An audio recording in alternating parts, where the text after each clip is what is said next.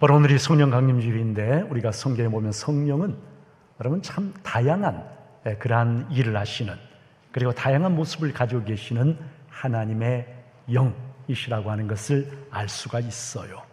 성령은 성경에서 창조의 영, 계시의 영, 믿음의 영, 기쁨의 영, 능력의 영, 사랑의 영, 진리의 영, 생명의 영, 성결의 영, 선교의 영, 많은 다양한 일을 하시는 분이 바로 성령입니다. 그래서 우리 그리스도인이 추구하고 기도해야 할 가장 근본적인 제목이 있다고 한다면 다른 것이 아니라 바로 내가 성령 충만하도록 기도해야 합니다. 우리가 성령 충만하면 하나님의 거룩하신 뜻에 따라서 내가 이 땅에 살 수 있을 뿐만이 아니라 바로 이제 이 땅에서 성령 충만하면 하나님의 나라 천국을 내가 이 땅에서 미리 누리면서 살 수가 있기 때문에 그렇습니다. 우리가 잘 알고 있는 신약성경 에베소서 5장 18절에 보면 그래서 이렇게 말씀하시죠.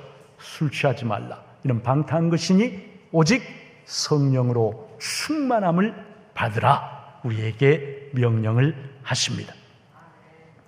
이 성령께서 우리 안에 행하시는 가장 근본적인 사역이 있어요. 여러분, 그 사역이 어떤 것일까요? 바로 오늘 말씀 15절에 보면 성령을 뭐라고 말씀하시면 양자의 영이라고 말씀을 합니다. 너희는 다시 무수하는 종의 영을 받지 아니하고 양자의 영을 받았으므로 우리가 아빠 아버지라고 부르짖느니라. 양자의 영. 여러분, 영어 성경에 보니까 The Spirit of Sonship, 아들됨의 영, The Spirit of Sonship, 아들됨의 영, 이렇게 번역을 하고 있어요. 양자의 영이라고 하는 이 말은 바로 성령은 우리를 하나님의 자녀, 아들과 딸로 삼으시는 그러한 영이시고, 또한 우리 안에 내가 하나님의 자녀, 하나님의 아들이고 하나님의 딸이라고 하는 것을 확증시켜 주시는, 확신시켜 주시는 그러한 영이 바로 양자의 영, 성령이시다라고 하는 그런 말입니다. 그래서 16절에 보니까 성령이 친히 우리의 영과 더불어 우리가 하나님의 자녀인 것을 증언하신다. 성령이 너는 하나님의 딸이야, 너는 하나님의 아들이야, 이와 같이 우리 안에 그것을 증언해 주시고 우리로 하여금 그것을 확신할 수 있도록 해 주신다. 그것이 바로 성령께서 저와 여러분 안에 행하시는 가장 근본적인 사역. 그래서 그것을 우리가 뭐라고 부르고 있는, 성경이 지금은 양자의 영이다 이렇게 부르고 있는 거예요. 성도 여러분, 성령을 받은 사람, 양자의 영을 받은 사람은 하나님을 무서운 심판자로가 아니라 하나님을 어떻게 부르게 되냐면 아빠 아버지라고 부르게 된다. 이렇게 성경이 오늘 말씀을 우리에게 해주고 있습니다. 히브리어로 아버지를 아부라고 그래요. 아브라함, 많은 나라들의 아버지, 그런 말이죠.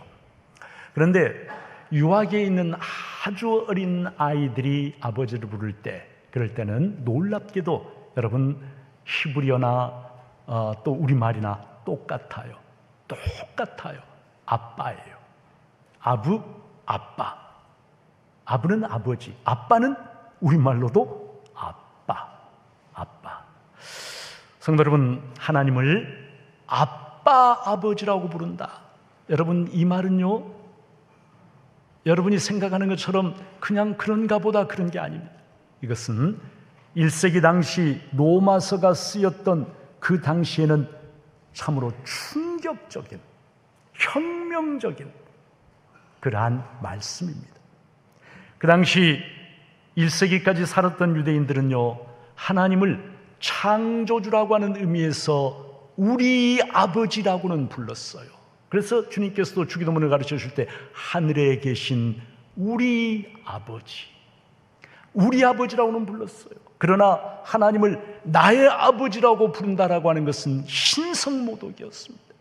나는 이 땅에 살고 있는 한없이 추악하고 더러운 죄인이, 하나님은 저 하늘에 계신 지극히 거룩하신 분이신데 나같이 추악한 죄인이 하나님을 나의 아버지라고 부른다라고 하는 것은, 그것은 신성모독이고 있을 수 없는 그러한 일이었습니다.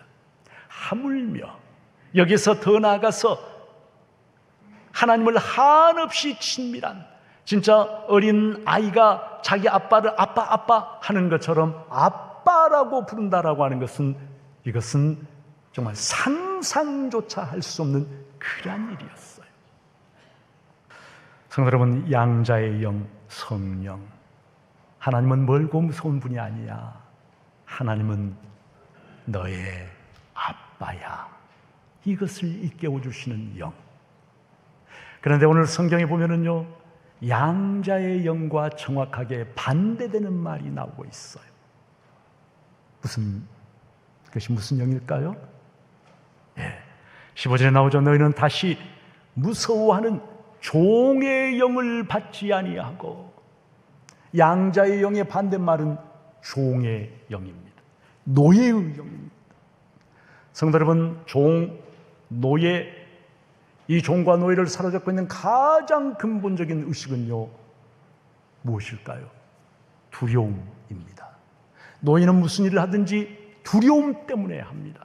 기뻐서 자원해서 그래서 하는 것이 아니라 두려움 때문에. 주인에 대한 두려움, 형벌에 대한 두려움, 쫓겨날 것에 대한 두려움, 두려움 때문에 무슨 일이든지 하게 돼요. 성도 여러분, 마귀가 우리를 지배하고자 할 때 사용하는 가장 강력한 무기가 뭐냐면 우리 안에 자꾸 두려움을 불러일으키는 거예요. 두려움. 이 두려움에 사로잡히게 되면 신앙생활도 성경이 말씀하신 것과는 전혀 엉뚱한 방향으로 신앙생활을 하게 됩니다. 신앙생활을 할 때 두려움 때문에 하는 분이 있어요. 예배 제대로 안 드리면 벌 받을까 봐서 예배를 드립니다. 헌금 제대로 안 하면 사업 망할까 봐서 한다. 기도 제대로 안 하면 하나님께서 나를 버리실까 봐서 기도한다. 오늘 무슨 일이 있어서 내가 하나님이 원하시는 이런 일을 하지 못했는데, 그러면은 당장 무슨 일이 나에게 일어날 것처럼. 내가 병에 걸렸어요. 하나님이 나에게 벌 내리셨구나. 그런 거 여러분, 우리 성도님들 분명히 아셔야 돼요. 그것은 결코 성경이 우리들에게 가르쳐 주시는 아빠 하나님이 자녀에 행하시는 일이 결코 아닙니다. 그 두려움은요, 하나님이 주신 게 아니에요. 마귀가 주는 거예요. 하나님을 섬겨도 두려움 때문에 섬기도록 하는, 마지못해 섬기는, 두려움 때문에 떨면서 섬기는. 만일에 저의 두 아들이 있는데, 충훈이 승훈이가 있는데, 이 아들들이 언제나 아빠를 두려워하면서 아빠 눈치를 보면서, 마지못해 눈치를 보면서 두려워하면서 그렇게 살아간다면 그것처럼 제 마음을 고통스럽게 하고 찢어놓는 그런 일은 결코 없을 것입니다. 하나님의 자녀인 우리가, 하나님을 아빠 아버지라고 부를 수 있는 우리가 두려움 때문에 신앙생활을 한다. 여러분, 그것은 있을 수 없는 일이에요. 아들은요, 두려움 때문이 아니에요. 자유, 기쁨, 감사, 사랑, 그것이 바로 아버지와 아들의 관계. 그러나 종과 주인의 관계는 언제나 두려움이기에 성령은 우리를 종의 영이 아니라 양자의 영, 하나님의 자녀, 더 나아가서 하나님을 아빠, 아버지라고 부를 수 있는 그러한 관계로 우리를 이끌어 가신다라고 말씀을 하고 있어요. 언젠가 여러분 잘 아시죠? 방송인 김성주 씨. 이분이 힐링 캠프 기쁘지 아니한가 라고 하는 프로그램에 나와서 자신과 아버지의 이야기를 털어놓은 적이 있었습니다. 어린 김성주에게 그의 아버지는 너무나 엄격하고 무서운 분이었습니다.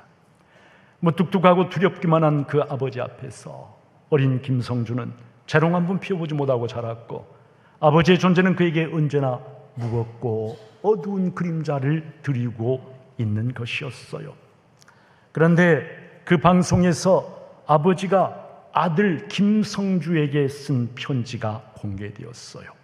아버지는 그 편지에서 아들 김성주에게 이렇게 말하고 있습니다.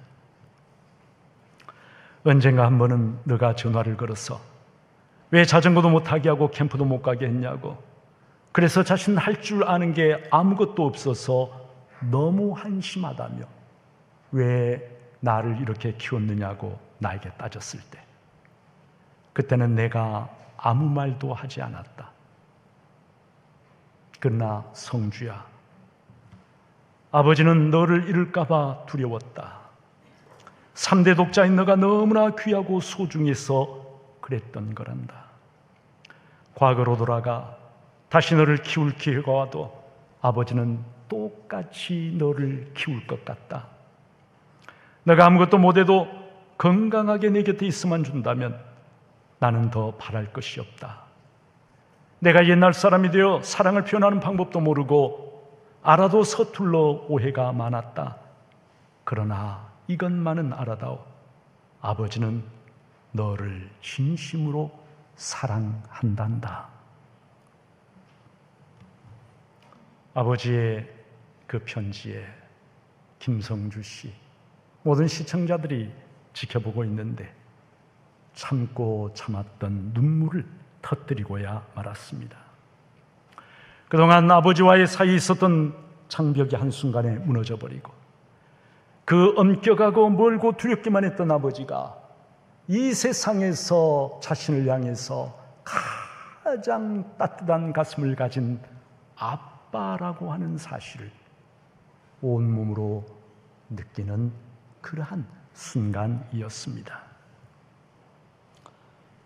성도 여러분, 세상이 많이 변하긴 했습니다마는, 그러나 며느리가 아무리 시아버지와 사이가 좋아도 시아버지를 아버지라고 부르기가 좀 어렵습니다.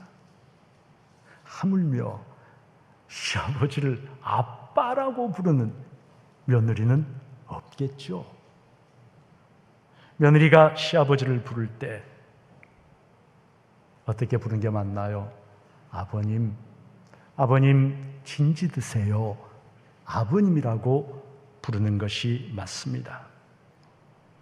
그러나 딸은요, 이제는 장성해서 시집을 가서 자기가 아들, 딸을 낳고 키워도요, 추리닝 바람으로 때로는 세수도 제대로 하지 않고 와서도 아빠라고 하면서 덥석 그 품에 안길 수 있는 것이 바로 딸과 며느리의 차이인 거지요. 시아버지가 며느리를 사랑할 때는요, 며느리가 잘하니까 사랑하고, 착하니까 사랑하고, 며느리가 용돈을 많이 주니까 사랑하고, 며느리가 야무지게 살림살이를 잘해서 사랑하고, 그래서 사랑할 수 있어요. 그러나 아버지가 자기 딸을 사랑할 때는요, 그런 것이 아니에요. 그냥 내 딸이니까 사랑하는 거예요. 내 딸이니까.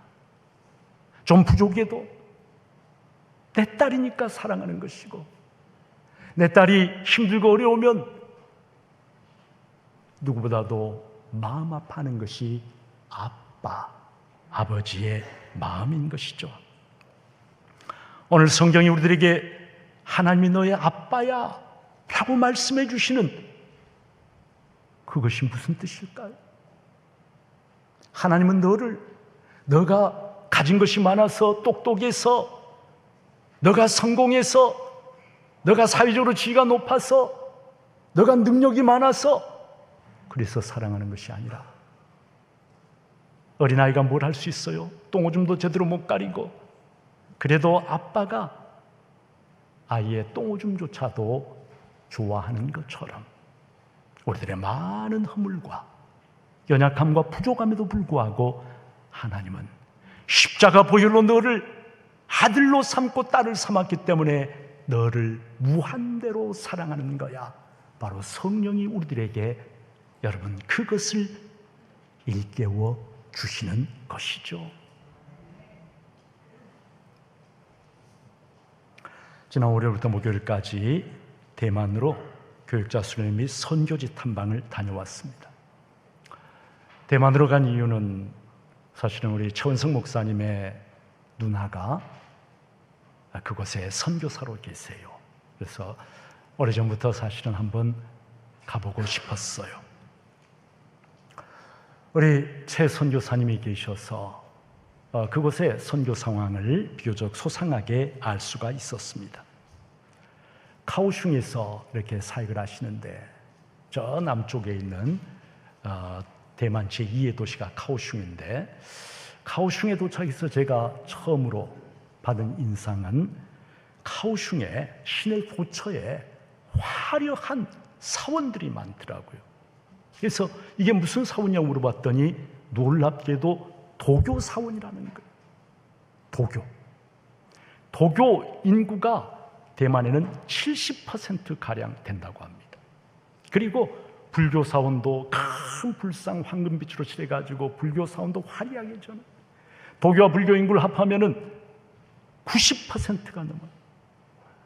대만의 기독교 인구는 6% 정도밖에 되지를 않습니다. 그런데 이 최 선교사님 하시는 말씀이 대만 사람들을 지배하고 있는 가장 근본적인 의식은 두려움입니다. 특히 두려움.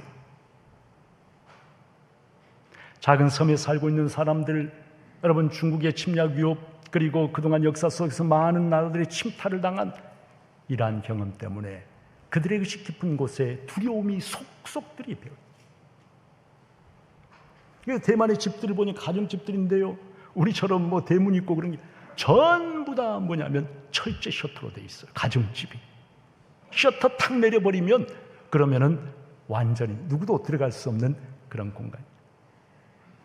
그리고 도교 사원에는 자기의 해를 끼칠 수 있는 사람들을 저주하는 그런 기도를 공식적으로 할 수가 있다고 그래요.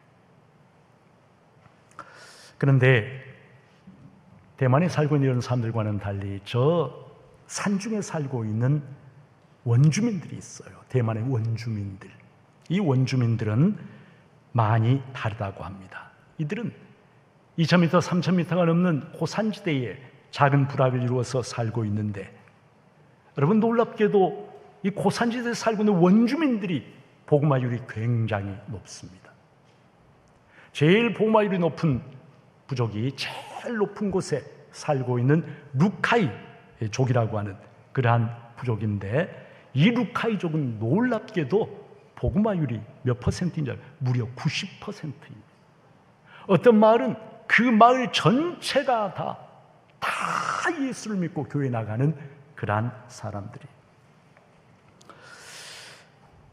우리가 방문했던 루카이족 우타이 마을이라고 했는데 이 우타이 마을 사람들, 이 루카이족이 자기들이 직접 돌과 나무를 베어다가 저렇게 성체처럼 튼튼한 예배당을 지었어요. 그리고 저희가 갔을 때는 마침 10명 정도 사람들이 모여가지고 무슨 뭐 기도회를 하고 그리고 이제 끝나고 나오던 참이었는데 바깥에 들으니까 그들의 찬송소리 굉장히 힘차고 그리고 나온 사람들 얼굴도 무척이나 환하게 밝았습니다. 그런데 특이한 것이 한 가지 있었어요. 나온 사람들 모두가 머리에 화관을 쓰고 있는 거예요.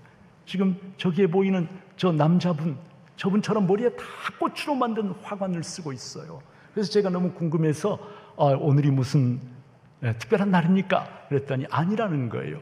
그런데 왜 다들 이렇게 화관을 쓰고 계십니까? 그랬더니 우리는 특별한 사람들이기 때문입니다. 그래서 무슨 특별한 사람입니까? 그랬더니 하나님의 사랑을 받는 하나님의 자녀이기 때문에 그렇습니다. 저는 그 말 듣고 깜짝 놀랐어요. 하나님의 사랑을 받는 하나님의 자녀, 그래서 나는 특별하다. 저기 산 아래에 많은 도교사원, 불교사원이 있는데 거기에서 두려움에 갇혀 살고 있는 사람들과 달리 이 고산지대 산중에 살면서 나는 하나님의 사랑을 받는 특별한 사람, 하나님의 자녀야. 그래서 머리에 화관을 쓰고 이사야 61장인가요? 61장 3절에 무릇 시온에서 슬퍼하는 자에게 화관을 주어 그 죄를 대신하며 하나님이 사랑하는 자에게 화관을 씌워주어서 죄를 대신하게 하신다라고 말씀하는데 그 말씀이 저에게 생각이 났습니다. 사랑하는 여러분, 아빠의 품 어떤 곳입니까? 세상에서 가장 아늑하고 가장 평안하고 그리고 든든한 곳, 내가 기대어 쉴 수 있는 곳. 여러분, 아빠의 품이 바로 그런 곳 아닙니까? 그 아빠의 품에 기쁨이 있고 평안이 있고 자유가 있고 든든함이 있고, 여러분, 세상에서 상처받았을 때, 힘들 때, 기댈 곳이 없어 쓰러지려고 할 때, 내 속의 모든 힘과 에너지가 고갈되어 버릴 때,